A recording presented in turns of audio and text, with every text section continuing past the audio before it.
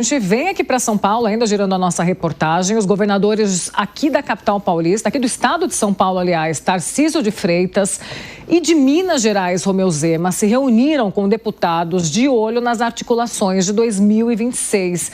Os detalhes desse encontro a gente acompanha agora com a Beatriz Manfredini, aqui de São Paulo. Beatriz.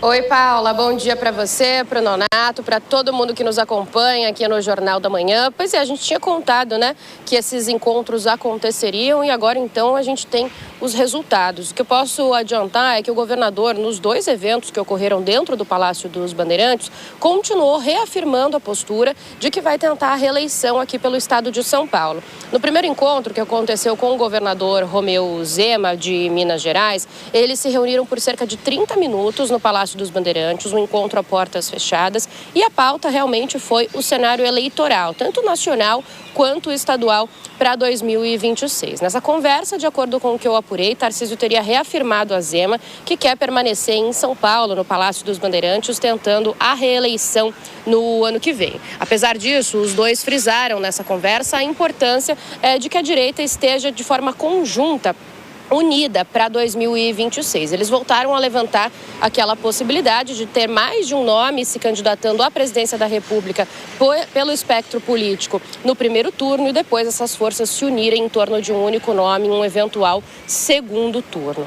Além desse encontro com Zema, logo em seguida o governador se reuniu com cerca de 60 deputados estaduais da base, aqui da Assembleia Legislativa do estado de São Paulo, para um almoço. Nesse evento, que eu ouvi de alguns parlamentares presentes no encontro, é que Tarcísio discursou por cerca de 1 hora. Nesse discurso, ele agradeceu o trabalho da Assembleia Legislativa, elencou alguns dos principais projetos que ele queria aprovar durante esse mandato e conseguiu, como, por exemplo, a privatização da Sabesp e também a PEC do manejo, que é aquela que permite que recursos da educação para a saúde eles sejam móveis, né, eles possam ser ajustados, e também fez ali uma expectativa para os próximos meses.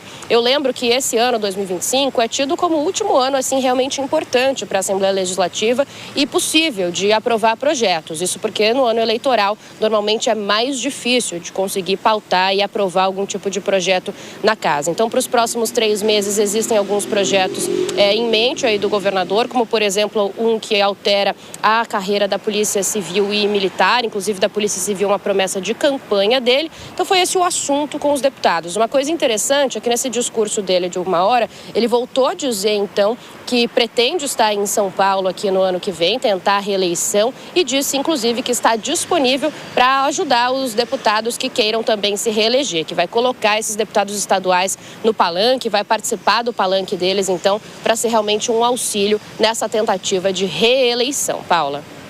Isso, Beatriz Manfredini trazendo as informações aqui de São Paulo. Quero chamar a Deise Ciocari. Deise, a direita ela vem costurando, né, as possibilidades para o ano de 2026. A gente sabe que Tarcísio de Freitas é uma grande possibilidade, é uma grande expectativa em cima do nome dele, mas vira e mexe ele vem dizendo que quer seguir aqui no governo de São Paulo. Paula, porque ele ainda não teve a chancela do ex-presidente Jair Bolsonaro, né? O Tarcísio, diferente de outros nomes da direita, por exemplo, se a gente for comparar com o Ratinho Júnior não precisa da herança, desse capital político do ex-presidente Jair Bolsonaro. Mas o Tarcísio já está atrelado a ele, né? Desde a eleição dele para governo do estado. E aí, quando ele fala que ele quer a reeleição para São Paulo, tem 2 pontos muito importantes. Em primeiro lugar, ele tira o nome dele dos holofotes, então ele não é mais vidraça, ele para de ser atacado constantemente, como vinha sendo durante essa defesa mais enfática dele sobre o PL da anistia.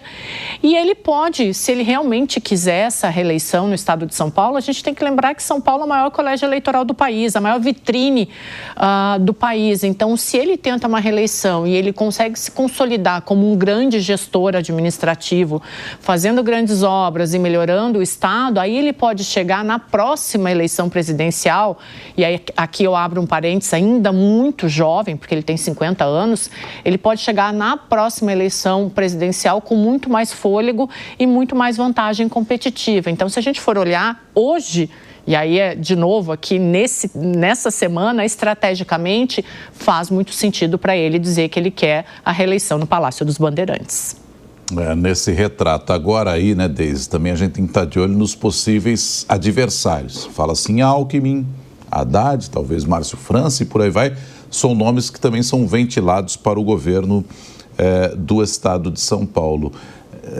Vai depender também do adversário, ou se o Bolsonaro disser eu quero o Tarcísio, ele vai assumir essa candidatura à presidência e aí não tem retorno? O Tarcísio declarou em alguns momentos, até a Bia Manfredini falou ontem no Jornal da Jovem Pan, ela trouxe algumas informações de bastidor que ela ouviu aí nos corredores. O Tarcísio já falou isso publicamente, de que se o ex-presidente Jair Bolsonaro disser que quer o Tarcísio para o Palácio do Planalto, o Tarcísio vai. A Bia disse ontem, nos informou aqui com exclusividade na Jovem Pan, que o Tarcísio tem reiterado que quer o Palácio dos Bandeirantes. Mas a gente sabe que se houver essa chancela e essa herança de capital político do ex-presidente Jair Bolsonaro, aí ele vai para o Palácio do Planalto, né? Aqui em São Paulo, as pesquisas demonstram que ele vai muito bem. Se ele for para uma eleição presidencial, a gente ainda precisa que ele fique conhecido nacionalmente.